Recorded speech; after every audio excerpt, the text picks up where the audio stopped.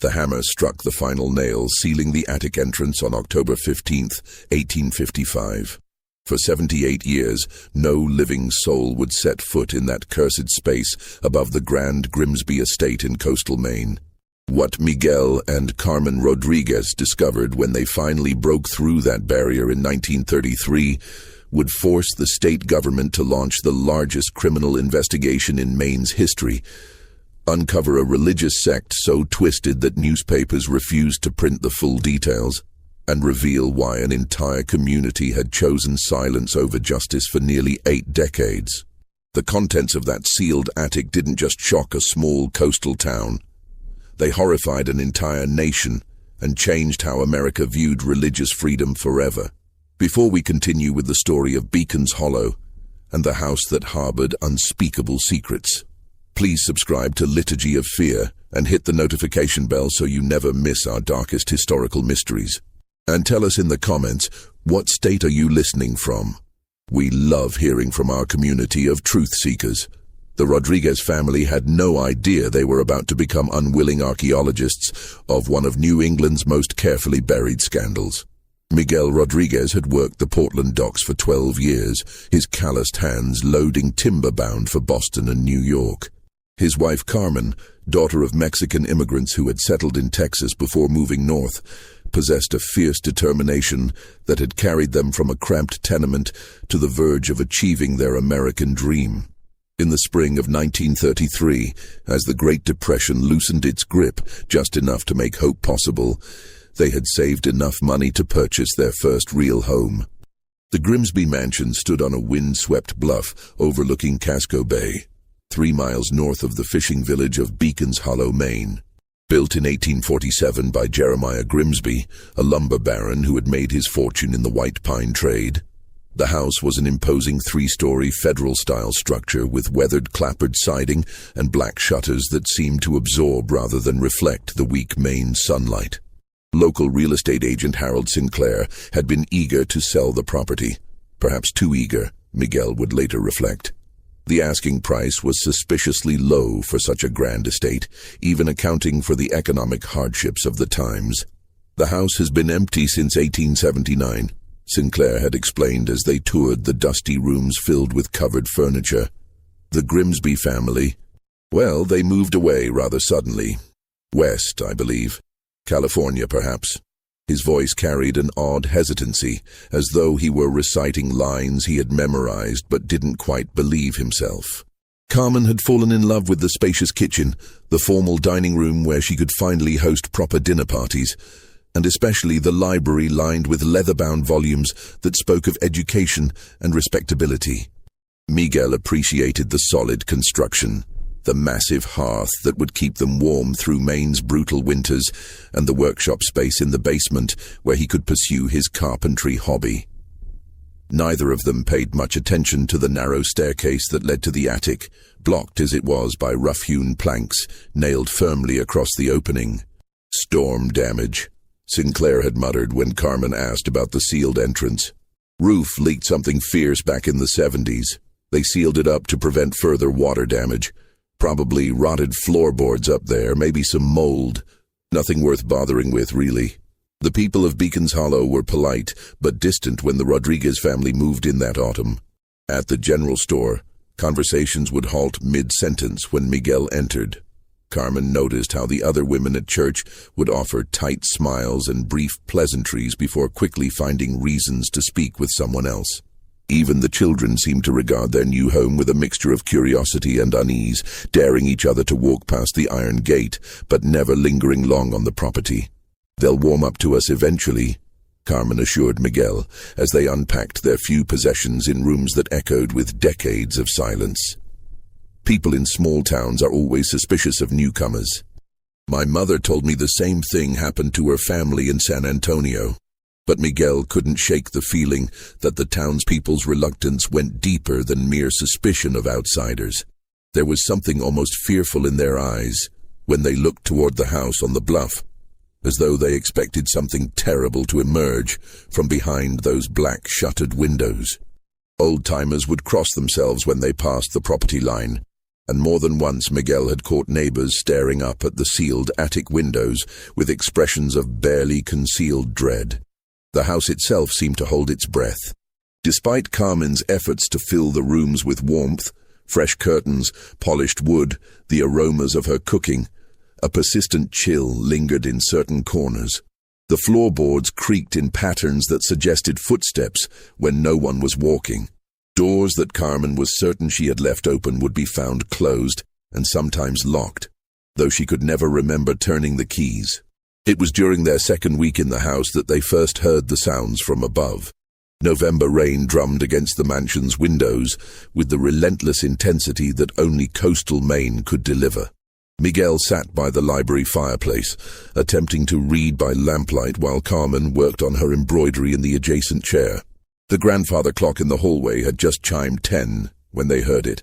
A soft scratching sound, rhythmic and deliberate, coming from directly overhead. Carmen's needle froze mid-stitch. "Did you hear that?" Miguel lowered his book, straining to listen. For a moment, there was only the rain and the settling sounds of the old house.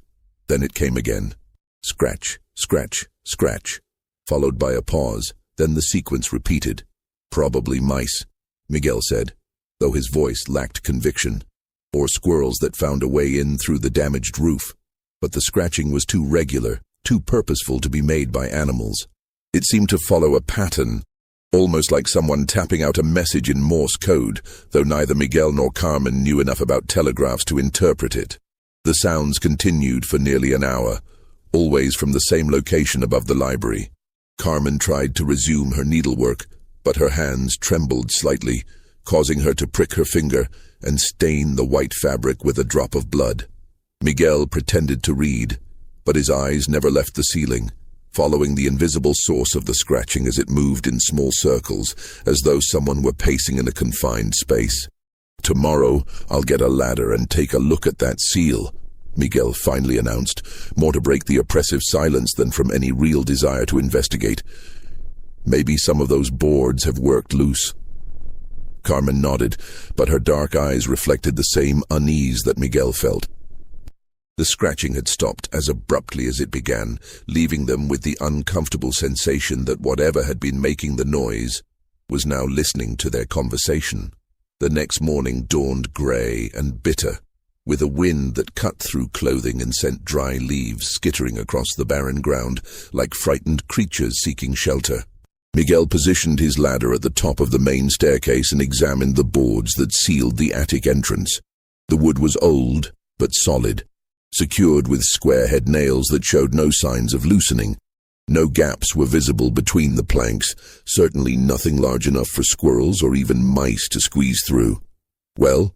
Carmen called from the bottom of the stairs. "Sealed tight as a coffin," Miguel replied, though he immediately regretted his choice of words. Something about the crude carpentry bothered him. The boards had been cut hastily, without the precision he would expect from a professional carpenter. Moreover, the wood was different from the rest of the house's interior trim, rougher, cheaper, as though whoever had done the work had been more concerned with speed than appearance. As he prepared to climb down, Miguel noticed something else that made him pause. Along the edge of one board, barely visible unless viewed from just the right angle, were dark stains that looked disturbingly like dried blood. Not the rust-colored residue that might result from bleeding knuckles during construction, but deliberate droplets that had splattered and been absorbed into the wood grain. That evening, the scratching returned. This time it was accompanied by what sounded like muffled voices, not words they could distinguish, but the cadence and rhythm of human speech. Carmen clutched Miguel's arm as they sat in the parlor, both of them staring at the ceiling as though they could see through the plaster and wooden beams to whatever was trapped in the darkness above. "We should call someone," Carmen whispered. "Who? The sheriff?" Miguel shook his head. "And tell him what? That we think we hear ghosts in our attic?" But even as he dismissed her suggestion, Miguel was already planning his next move. Tomorrow he would purchase a crowbar and pry those boards loose, regardless of what Harold Sinclair had said about storm damage and rotted floorboards. Whatever was up there, whether rats, squirrels, or something else entirely, he was going to find out. He had no idea that his decision would unleash secrets that had been festering in the darkness for nearly 8 decades. Secrets that would transform their dream home into the center of a nightmare that would haunt them for the rest of their lives. The town records proved surprisingly difficult to access. When Miguel visited the Beacons Hollow Municipal Building the following Monday, he found the clerk, a nervous man named Tobias Fletcher, reluctant to discuss the Grimsby family or provide access to historical documents from the 1850s. "Now, Mr. Rodriguez," Fletcher said, adjusting his wire-rimmed spectacles with shaking fingers, "you have to understand that some of those old records are in pretty poor condition. Water damage, you know. Mice. Not really suitable for public viewing." But Miguel had dealt with reluctant bureaucrats before. A combination of persistence and a crisp $5 bill eventually convinced Fletcher to retrieve a dusty ledger from the basement archives. The records painted a picture of the Grimsby family that was both fascinating and deeply troubling. Jeremiah Grimsby had arrived in Beacons Hollow in 1845 with his wife Rebecca and their 7 children: Ezekiel, Patience, Charity, Hope, Faith, Temperance, and little Josiah. The family appeared prosperous from the beginning, purchasing prime land and constructing their mansion with remarkable speed. Jeremiah's lumber business thrived, and he quickly became one of the area's most influential citizens, serving on the town council and contributing generously to local causes. But there were disturbing gaps in the official records. Between 1852 and 1855, 3 of the Grimsby children, Charity, Hope, and Temperance, simply vanished from all documentation. No death certificates, no burial records, no mention of them moving away or marrying. They existed in the 1850 census and then disappeared from history as completely as if they had never been born. Families moved around a lot back then. Fletcher offered weakly when Miguel pointed out the inconsistency. Maybe they went to live with relatives. Disease took a lot of children in those days. But Miguel noticed that Fletcher's hands were trembling as he spoke, and the man kept glancing toward the door, as though he expected someone to burst in and catch them discussing forbidden topics.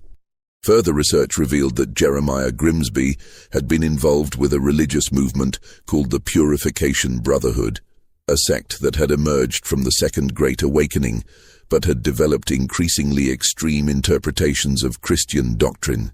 The group believed that physical suffering in this world was necessary to achieve spiritual purity, and that parents had a divine obligation to ensure their children's souls were cleansed through trials that would prepare them for eternal salvation. The Brotherhood had attracted followers throughout New England, but nowhere had their influence been stronger than in isolated communities like Beacons Hollow. Where traditional religious authority was weak and desperate people were susceptible to charismatic leaders who promised certainty in uncertain times. Jeremiah Grimsby had become the sect's most prominent supporter in coastal Maine, hosting meetings in his mansion and contributing substantial sums to their cause. That evening, Miguel shared his discoveries with Carmen over dinner. She listened with growing alarm as he described the missing children and the Purification Brotherhood's extremist beliefs. 3 children don't just disappear, she said, setting down her fork with a sharp click against the china plate. And if they died of disease, there would be records. Death certificates, burial plots, obituaries in the local newspaper. Miguel nodded grimly. I checked the cemetery records too. No Grimsby children buried there after 1851. Carmen's eyes drifted toward the ceiling, where the scratching sounds had resumed their nightly pattern. Miguel, what if those aren't animal sounds? What if... She didn't finish the sentence, but Miguel understood.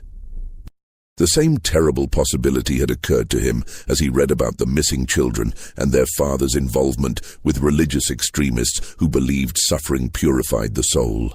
The scratching sounds came from the same area every night, always above the library, always in the same circular pattern. Always starting around 10 o'clock and continuing for exactly 1 hour before stopping with unnatural abruptness. That night, as they lay in bed, listening to the familiar scratching overhead, Carmen whispered a question that would haunt Miguel's dreams. What if they never left the house? The next morning brought an unexpected visitor. Dr. Edmund Hartwell, the town's elderly physician, appeared at their door carrying a leather medical bag and wearing an expression of profound discomfort. He was a tall, gaunt man with white hair and pale blue eyes that seemed to hold decades of carefully guarded secrets. "Mr. and Mrs. Rodriguez," he said, removing his hat with ceremonial politeness. "I wonder if I might speak with you about your house, about the Grimsby family." Carmen invited him into the parlor, where he accepted a cup of coffee but didn't drink it, instead holding the cup as though he needed something to occupy his hands while he spoke.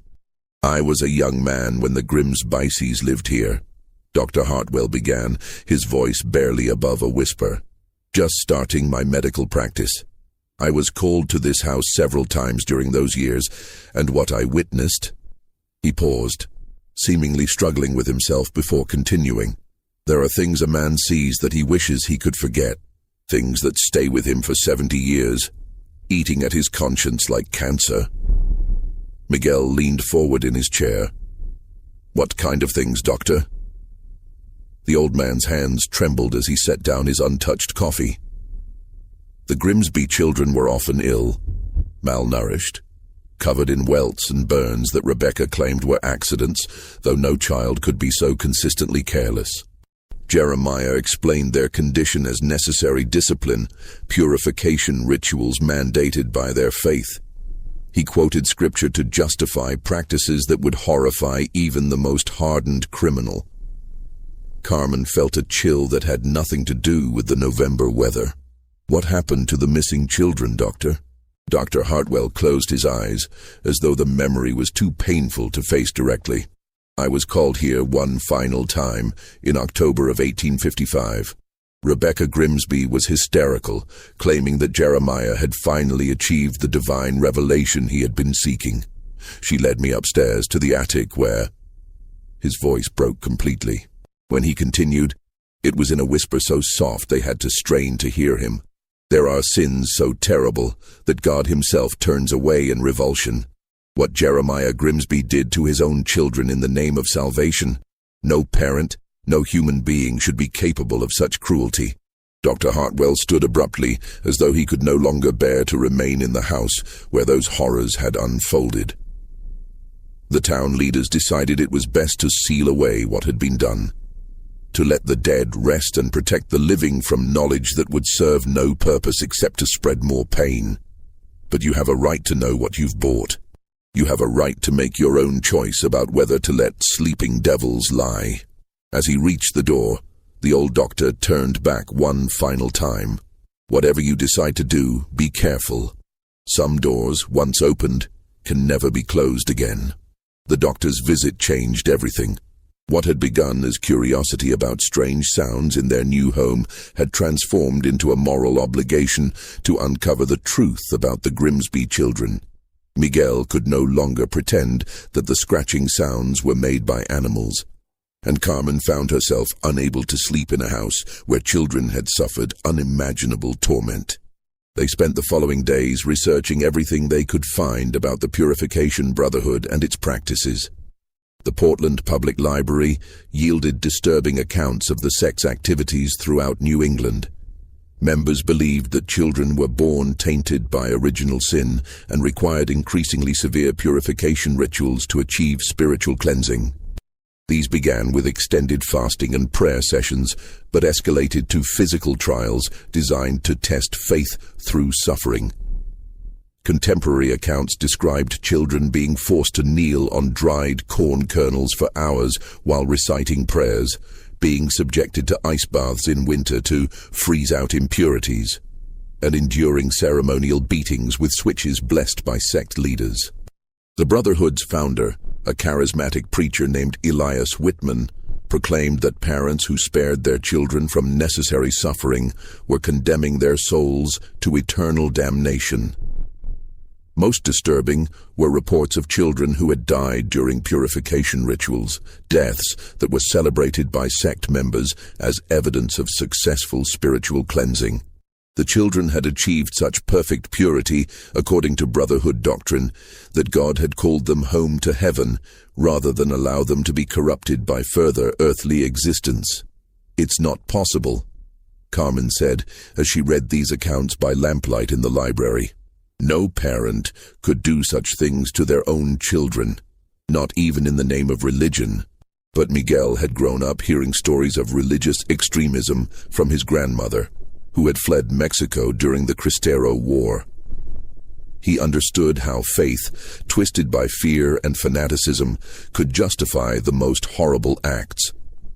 People can convince themselves of anything if they believe their children's eternal souls are at stake, he said quietly. They can make themselves believe that temporary suffering is a small price to pay for infinite salvation. That night, the sounds from the attic changed. Instead of the rhythmic scratching they had grown accustomed to, they heard what sounded unmistakably like children crying.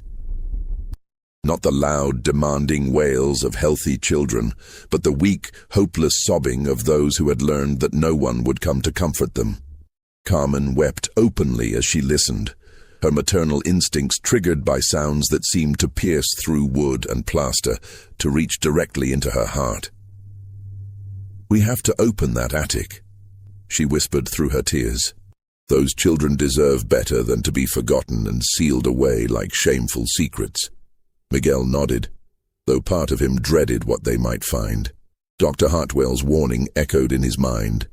Some doors once opened can never be closed again, but the alternative, continuing to live above the remains of murdered children while pretending ignorance, had become unthinkable. They decided to wait until Saturday, when Miguel wouldn't have to work the next day, and they would have time to properly deal with whatever they discovered. Carmen spent the intervening days making practical preparations, purchasing candles, gathering cleaning supplies, and steeling herself for horrors that no amount of preparation could truly make bearable. On Friday evening, they received another unexpected visitor. This time it was Sarah Pemberton, the town's oldest resident, a woman in her 90s whose family had lived in Beacon's Hollow since before the Revolutionary War. She arrived as darkness fell, moving slowly but purposefully up their front walk with the aid of a gnarled walking stick. "I heard Dr. Hartwell came to see you," she said without preamble once they had settled her in the parlor. "Figured it was time someone told you the whole truth instead of letting you stumble around in the dark like blind mice." Sarah Pemberton had been 16 years old in 1855, old enough to understand what was happening at the Grimsby house, but too young to do anything to stop it. Her account of those final months filled in details that made the tragedy even more horrifying. Rebecca Grimsby wasn't always mad, the old woman explained, her voice carrying the weight of decades. When they first came to town, she was a normal mother who loved her children. But Jeremiah, he had a way of twisting scripture that made evil sound righteous. He convinced her that their children were especially blessed, chosen by God for a special purpose that required them to suffer as Christ had suffered. The transformation had been gradual. First came the excessive religious instruction, children forced to memorize entire books of the Bible and recite them without error. Then the fasting, justified as preparation for spiritual visions. Then the physical trials, designed to build character and strengthen faith. The other children in town were forbidden to play with the Grimsby young ones, Sarah continued. Our parents said they were touched by holiness and not suitable companions for ordinary children. Really, they were afraid. Afraid of what Jeremiah might do if we saw too much. Afraid of being accused of interfering with God's will. By 1854, the surviving Grimsby children had become ghostly figures who rarely left the house and never spoke when they encountered other people in town. Their clothes hung loose on increasingly thin frames, and their eyes held a haunted quality that disturbed even the adults who glimpsed them. "The last time I saw little Temperance," Sarah whispered, tears flowing down her weathered cheeks. She couldn't have weighed more than 40 pounds, and she was 12 years old. She looked at me with those hollow eyes and mouthed the word, "Help." But there was nothing a 16-year-old girl could do against a man like Jeremiah Grimsby. The end had come in October 1855, during what Jeremiah called the final purification. He had announced to the remaining members of the Purification Brotherhood that God had revealed to him the ultimate test of faith, a ritual that would guarantee his children's immediate ascension to heaven. The ceremony was to take place in the mansion's attic, which Jeremiah had converted into a sacred space for the most important religious observances.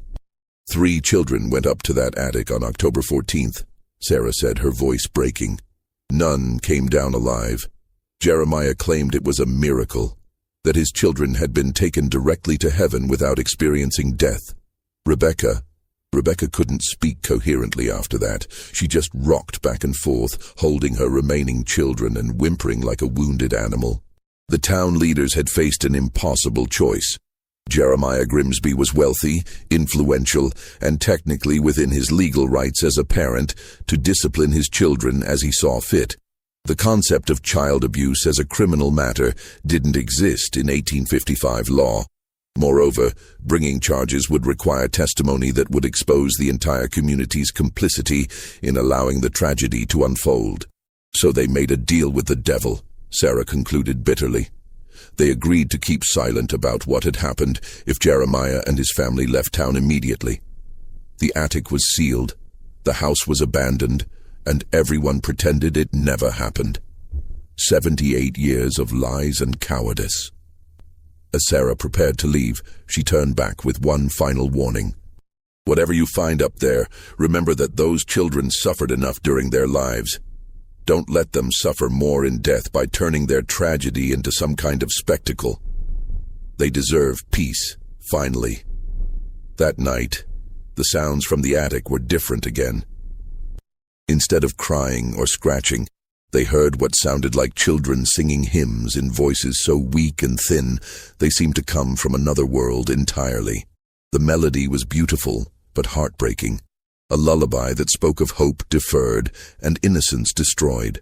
Miguel and Carmen held each other and wept, knowing that tomorrow they would finally give voice to secrets that had been buried for nearly 8 decades, and that their simple dream of home ownership had become something far more significant.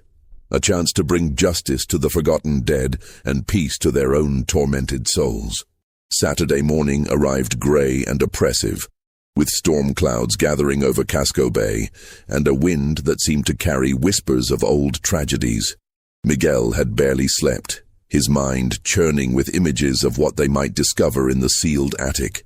Carmen moved through their morning routine mechanically, preparing breakfast that neither of them could bring themselves to eat. At precisely 9 o'clock, Miguel positioned his ladder beneath the sealed entrance and hefted the crowbar he had purchased from the hardware store. The weight of the iron tool felt significant in his hands, as though he were holding not just an instrument for prying loose wooden boards, but a key that would unlock horrors that had been carefully hidden from the world. "Are you certain you want to do this?" he asked Carmen, who stood at the bottom of the ladder with her arms wrapped around herself, despite the wool sweater she wore. "Those children have been alone in the dark for 78 years, she replied, her voice steady despite the tears in her eyes. "It's time someone acknowledged what happened to them." The first board came loose with surprising ease, as though the wood itself was eager to give up its secrets. As Miguel pried it away from the frame, a blast of cold air rushed out of the opening, carrying with it a smell that made both of them step back in revulsion. It wasn't the musty odor of decay that might be expected after decades of sealed darkness, but something sharper and more disturbing, the scent of old fear, of suffering that had soaked into the very walls of the space above. "Dear God," Carmen whispered, pressing her handkerchief to her nose. Miguel forced himself to continue working, removing board after board until the entrance was completely clear. The opening gaped before them like a mouth, revealing nothing but impenetrable blackness beyond. He had brought several oil lanterns, knowing that the attic would have no electrical lighting, but even their combined illumination seemed reluctant to penetrate the space that had been sealed for so long. "I'll go up first," Miguel said, though every instinct screamed at him to replace the boards and forget what they had learned. "Wait here until I tell you it's safe." Carmen nodded, though they both knew that safety was not really the issue. What lay beyond that opening could never truly be safe for anyone with a conscience. Miguel climbed through the entrance and immediately understood why the smell had been so overwhelming. The attic had been converted from a simple storage space into something that resembled a macabre chapel. The walls were covered with religious texts painted directly onto the wooden planks. Bible verses that focused obsessively on sacrifice, purification, and the necessity of suffering to achieve salvation. The paintings were crude but disturbing, depicting scenes of biblical torment rendered with an attention to detail that suggested intimate familiarity with pain. In the center of the space stood an altar constructed from rough wooden planks, stained dark with substances that Miguel preferred not to identify. Arranged around the altar were 3 smaller platforms, each sized for a child, with leather restraints still attached to the wooden surfaces. The restraints showed clear signs of use. The leather was worn smooth from struggling, and dark stains marked the wood where small bodies had lain. But it was what surrounded these platforms that made Miguel's knees weak and forced him to grip the nearest wall for support. Scattered across the floor were items that could only have belonged to children. A small wooden doll with a cracked porcelain head, a child's shoe barely 4 inches long, a tattered book of nursery rhymes, and scraps of clothing in sizes that would have fit children between the ages of 8 and 12. "Miguel?" Carmen's voice drifted up from below, tight with worry. "What do you see?" He couldn't answer immediately. His attention had been drawn to the far corner of the attic, where 3 small shapes lay beneath rotted blankets. Even without disturbing the coverings, he could see that they were human remains, children's remains, positioned with care and surrounded by wilted flowers that had long since crumbled to dust. "Carmen," he finally managed to cool down, his voice hoarse with horror. "You need to send for the sheriff, and Dr. Hartwell, and maybe the state police. This is going to require more than we can handle alone." But even as he spoke, Miguel knew that involving the authorities would change everything. Their quiet life in Beacon's Hollow, their hope of becoming accepted members of the community, their dream of raising their own children in this house, all of it would be destroyed by what lay scattered across the attic floor. As he waited for Carmen to make the necessary telephone calls, Miguel forced himself to examine the space more thoroughly, though every detail he discovered made the tragedy more horrific. Along one wall, scratched directly into the wooden planks, were messages that appeared to have been carved by small fingers. The words were nearly illegible, formed by someone with limited literacy, but their meaning was unmistakable. "Please, help us. Papa hurts us. God doesn't answer. We want to go home." The last message, carved deeper than the others and clearly made by a different hand, read simply, "Forgive us, Papa, we tried to be good." Miguel had to step back from the wall, overwhelmed by the realization that these children had continued to love their father, even as he tortured them to death in the name of God. The ultimate tragedy wasn't just that they had died, but that they had died believing they deserved their suffering, that their pain was somehow necessary for their salvation. When Sheriff Thomas Brennan arrived an hour later, accompanied by Dr. Hartwell and 2 state police investigators, Miguel was still sitting in the attic, surrounded by evidence of a crime so monstrous that it challenged fundamental assumptions about human nature. The sheriff was a practical man in his 50s who had seen his share of violence and tragedy, but even he was visibly shaken by what Miguel showed him. "How long did you say this has been sealed?" Sheriff Brennan asked, his voice barely steady. 78 years, Miguel replied, "since October 1855. And the whole town knew." "The whole town chose not to know," Dr. Hartwell corrected grimly. "There's a difference, though not much of one, when it comes to moral responsibility." The state investigators were more clinical in their approach, photographing the scene and cataloging evidence with professional detachment that Miguel envied. But he noticed that even they spoke in hushed voices and avoided looking directly at the children's remains for longer than necessary. As the afternoon wore on, more people arrived. The coroner came to examine the bodies, confirming what everyone already knew, but needed to have documented officially. A representative from the State Attorney General's office appeared to discuss the legal implications of discovering evidence of crimes committed before living memory. Even a reporter from the Portland newspapers showed up, drawn by police radio chatter about a major criminal investigation in the quiet coastal town.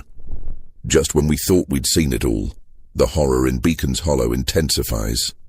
If this story is giving you chills, share this video with a friend who loves dark mysteries, hit that like button to support our content, and don't forget to subscribe to never miss stories like this.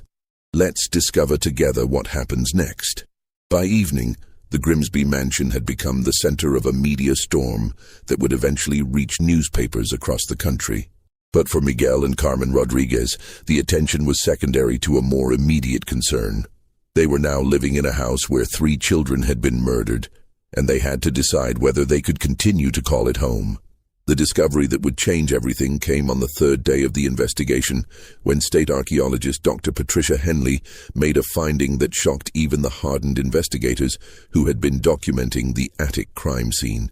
While carefully excavating around the children's remains, she uncovered a metal box that had been hidden beneath the floorboards, a container that held documents which revealed the full scope of the Grimsby family's descent into madness. The box contained Rebecca Grimsby's personal diary, written in a careful feminine hand that gradually deteriorated over the months leading up to the final tragedy. The early entries painted a picture of a devoted mother struggling to understand her husband's increasingly extreme religious convictions. March 15, 1853. Jeremiah says the children must fast for 3 days to prepare their souls for the coming purification. Little Temperance cries from hunger, but he insists this is necessary. I gave her bread in secret, though I fear God will punish me for interfering with his plan. April 2nd, 1853, Charity fainted during morning prayers. Jeremiah says this proves her spirit is weak and requires stronger measures. He has built something in the attic, an altar where the children can be properly cleansed. I do not understand, but Scripture teaches that wives must submit to their husband's wisdom.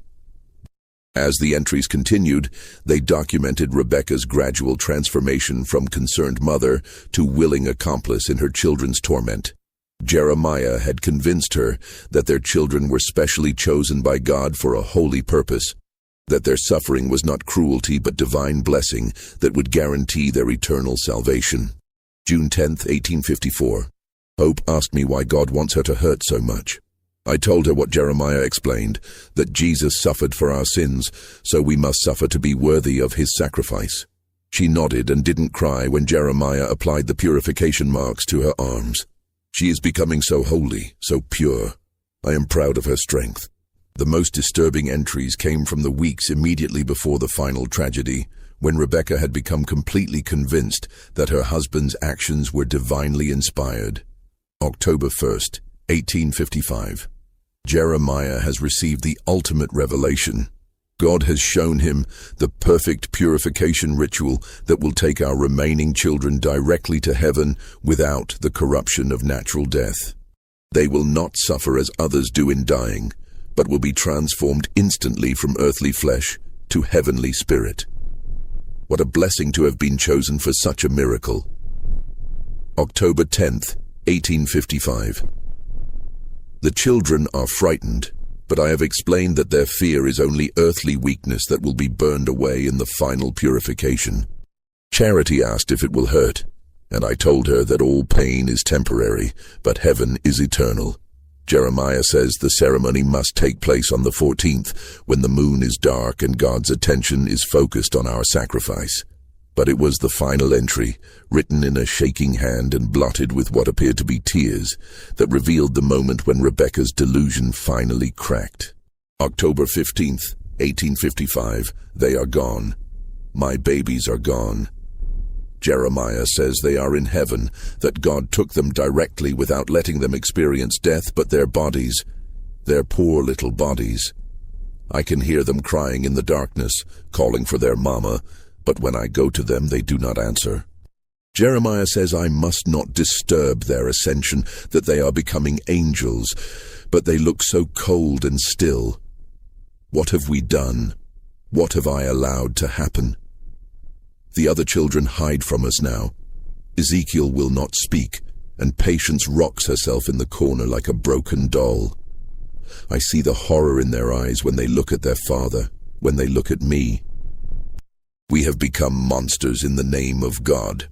Jeremiah is packing our belongings. He says we must leave quickly before the earthly authorities interfere with God's plan. The town leaders came today, Deacon Williams and Magistrate Foster. They spoke with Jeremiah privately, and I heard raised voices through the door. When they left, Jeremiah's face was terrible to behold. He says we will go west, to California, where we can start anew. I wanted to take my babies with us, but Jeremiah forbids it. He says their bodies are merely empty vessels now, that their souls have already departed for heaven. He has sealed the attic where they lie and hammered boards across the entrance. "Let the dead bury the dead," he quoted. But these are not dead strangers. These are our children, our precious little ones who trusted us to protect them. The diary revealed additional horrors that the investigators had not yet discovered. Rebecca described in clinical detail the purification rituals that had preceded the final tragedy. Children forced to lie on beds of thorns while reciting prayers, branded with hot irons to mark them as God's chosen ones, and subjected to near drowning in ice water to simulate baptismal rebirth. But perhaps most chilling was Rebecca's matter-of-fact description of how she had helped restrain her own children during these ordeals, convinced that their screams were merely earthly weakness being purged from their souls. She had been present during the final ceremony, holding little Temperance's hand while Jeremiah performed what he called the ultimate purification, a ritual so horrific that even Rebecca's deluded mind couldn't fully process what she was witnessing. Dr. Henley also found a second document in the metal box, a letter written by Jeremiah Grimsby himself, apparently intended as a confession, but never sent. The letter was addressed to his brother Samuel in Ohio and provided Jeremiah's own justification for his actions. "Brother Samuel, I write to you from the depths of spiritual trial, knowing that worldly minds cannot comprehend the divine revelations that have been granted to me. The Lord came to me in visions and showed me that my children were chosen vessels, selected before their birth to demonstrate the ultimate power of faith through sacrifice. As Abraham was commanded to sacrifice Isaac, I was commanded to offer my children as burnt offerings to purify their souls for immediate ascension to heaven. Unlike Abraham, I was not stayed by an angel at the final moment, for my children's purpose was different. They were meant to complete the sacrifice, to prove that earthly love must be subordinated to divine will. I know that small minds will call this murder, but they do not understand that I have given my children the greatest gift possible, eternal salvation without the corruption of living in this sinful world. They died in perfect innocence, their souls unstained by the wickedness that would have inevitably touched them had they been allowed to grow to adulthood." The letter continued for several pages, detailing Jeremiah's theological justifications for child murder, with the calm rationality of a man completely divorced from moral reality. He described the final ceremony in terms that made it clear he had tortured his children to death slowly and methodically, believing that their suffering was somehow cleansing their souls for immediate transport to heaven. The most disturbing aspect of Jeremiah's confession was his complete lack of remorse. He wrote about his children's deaths the way another man might describe a successful business transaction, focusing on the spiritual benefits they had gained rather than the agony they had endured. He even expressed gratitude to God for choosing him as the instrument of his children's salvation, viewing himself as a blessed prophet rather than a murderer. When the contents of both documents were read aloud to the assembled investigators, the silence in the Grimsby mansion was profound and terrible. Even the most hardened law enforcement officers struggled to comprehend the level of delusion and cruelty that had led to the children's deaths. Sheriff Brennan was the first to speak, his voice thick with disgust. "In 30 years of police work, I've never seen anything like this. Those children were tortured to death by their own parents, and the parents convinced themselves they were doing God's work." The revelation of the document's contents spread quickly through Beacon's Hollow. finally breaking the conspiracy of silence that had protected the town's guilty secret for nearly 8 decades. Residents who had never spoken publicly about the Grimsby family began coming forward with their own memories and family stories about the tragedy. Margaret Sinclair, the elderly aunt of real estate agent Harold Sinclair, admitted that her family had known the truth about the sealed attic for generations. "My grandfather was one of the town leaders who made the deal with Jeremiah Grimsby," she confessed to investigators. "He carried the guilt of it to his grave, but he said they had no choice. The law couldn't touch Jeremiah for disciplining his own children, and bringing the truth to light would have destroyed half the families in town who had watched it happen and done nothing."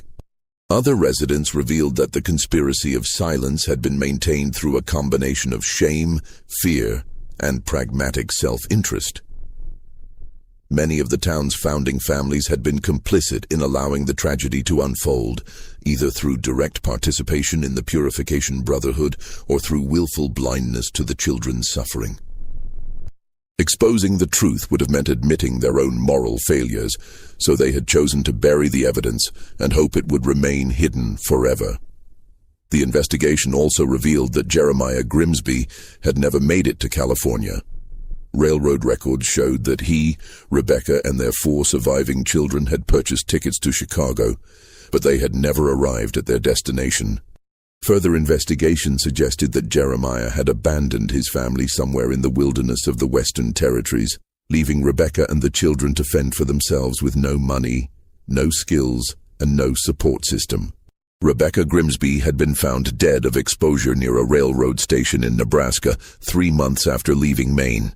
Her 4 surviving children scattered to various orphanages where they had lived under assumed names to escape the shame of their family's history.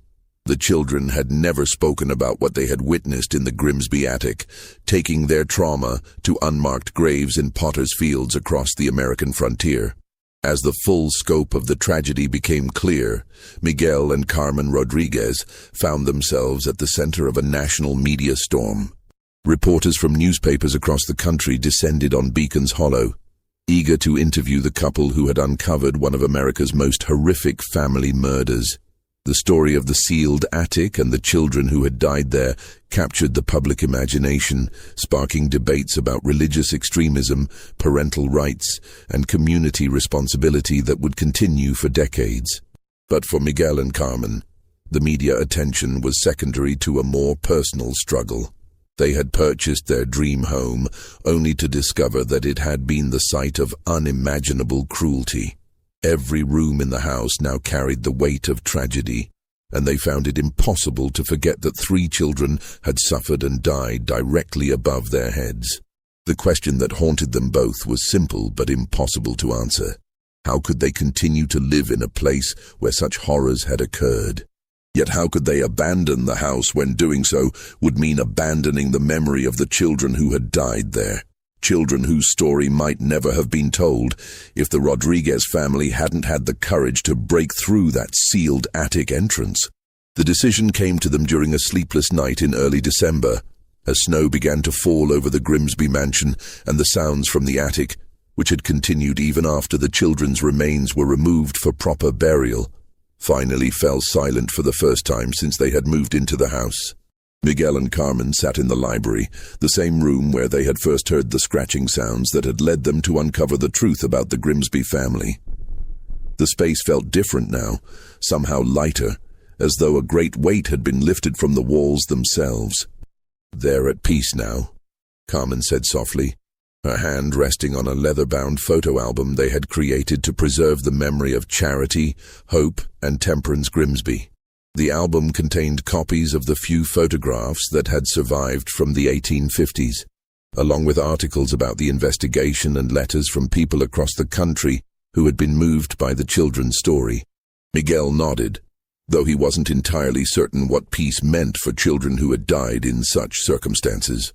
What he did know was that their story had finally been told, their suffering acknowledged, and their memory honored in a way that had been denied them for nearly 8 decades. The formal investigation had concluded with the classification of the case as a historical homicide, crimes too old to prosecute but important enough to document officially. The children's remains had been given proper burials in the Beacon's Hollow Cemetery, with headstones purchased through donations from people who had read about their story in newspapers across the country. The graves were marked simply, Charity Grimsby, age 11, beloved child of God, and similar inscriptions for hope and temperance. The town of Beacon's Hollow had been forced to confront its own complicity in the tragedy, leading to a painful but necessary reckoning with the community's history. A memorial was erected in the town square, acknowledging not just the children who had died, but also the community's failure to protect them. The memorial inscription read, "In memory of Charity, Hope, and Temperance Grimsby, and in acknowledgement of our obligation to protect the innocent and speak for those who cannot speak for themselves." For Miguel and Carmen Rodriguez, the decision about their future in the house had ultimately been made by the house itself.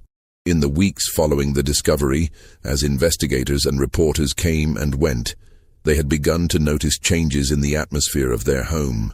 The oppressive chill that had lingered in certain rooms dissipated, doors no longer closed themselves mysteriously, and the sense of watchful presence that had made them feel like intruders in their own house gradually faded away. More importantly, they had begun to see their role not as homeowners who had stumbled onto a terrible secret, but as guardians of a memory that needed to be preserved. The Grimsby mansion would never be just a house again.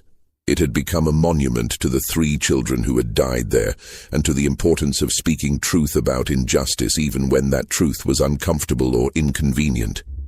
Miguel converted part of the basement into a workshop where he crafted wooden toys that he donated to local orphanages, his way of honoring children who had been denied the simple pleasures of childhood.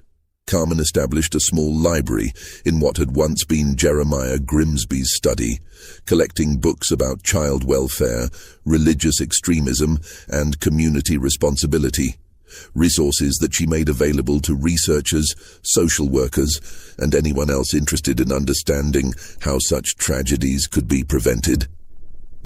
They also opened their home to visitors who wanted to learn about the Grimsby case and its broader implications. School groups, college students, and researchers came to hear first-hand accounts of the investigation and to understand how a community's silence had enabled horrific crimes to go unpunished for decades. Miguel and Carmen never charged for these visits, viewing education as their obligation to the children whose story they had helped bring to light. The media attention eventually faded, as it always does, but the impact of the Grimsby case continued to resonate in unexpected ways. The story inspired changes in child protection laws in several states, contributed to academic research on religious extremism in American history, and became a case study used in social work programs to illustrate the importance of community intervention in cases of suspected child abuse. On the first anniversary of their discovery, Miguel and Carmen held a memorial service in their home for the Grimsby children. The service was attended by Dr. Hartwell, Sarah Pemberton, and dozens of other community members who had been touched by the children's story. As they stood in the room directly below the attic where the children had died, Carmen read aloud the names of Charity, Hope, and Temperance Grimsby, ensuring that they would be remembered not as victims of a sensational crime, but as individual children whose lives had mattered. The service concluded with the planting of 3 small oak trees in the front yard of the mansion, trees that would grow and flourish long after everyone who remembered the tragedy had passed away. Miguel and Carmen had chosen oak trees specifically because of their longevity and strength, qualities they hoped would symbolize the enduring importance of protecting children and speaking truth about injustice. Years later, when Miguel and Carmen were old and their own children had grown and moved away, they would still receive letters from people who had been moved by the Grimsby story. Some were from parents who credited the case with helping them recognize signs of abuse in their own communities. Others came from survivors of childhood trauma, who found comfort in knowing that the suffering of the Grimsby children had not been forgotten or ignored. But perhaps the most meaningful correspondence came from a genealogist who had tracked down descendants of Ezekiel Grimsby. one of the surviving children who had been scattered to orphanages after Rebecca's death. The genealogist had located Ezekiel's great-granddaughter, a woman named Mary Thompson, who lived in Oregon and had grown up knowing only that her family had originated in Maine, but never understanding why her great-grandfather had refused to speak about his childhood. When Mary Thompson learned the truth about her family's history, she made the journey to Beacon's Hollow to visit the memorial and pay her respects to the great-aunts she had never known existed. She spent an afternoon with Miguel and Carmen, sharing what little she knew about Ezekiel's later life and expressing gratitude that someone had finally given voice to her family's buried tragedy. "My great-grandfather never spoke about his childhood," Mary explained as they sat beneath the oak trees that had grown tall and strong in the years since the memorial service. "But he had nightmares his entire life, and he could never bear to hear children crying. Now I understand why. He carried the weight of what he had witnessed, the guilt of being one of the survivors, for 80 years without ever being able to share that burden with anyone." As the sun set over Casco Bay on that autumn evening, Miguel and Carmen Rodriguez reflected on the strange path that had brought them from Mexican immigrants seeking the American dream to guardians of one of America's darkest family secrets. They had never intended to become crusaders for justice or advocates for forgotten victims, but sometimes history chooses its own chroniclers. The Grimsby Mansion still stands today, though Miguel and Carmen have long since passed away. Their children donated the house to the state of Maine, which operates it as a historical site and educational center focused on child welfare and community responsibility. Visitors can tour the restored rooms, learn about the investigation that brought the truth to light, and see the attic where 3 children died in the name of misguided faith.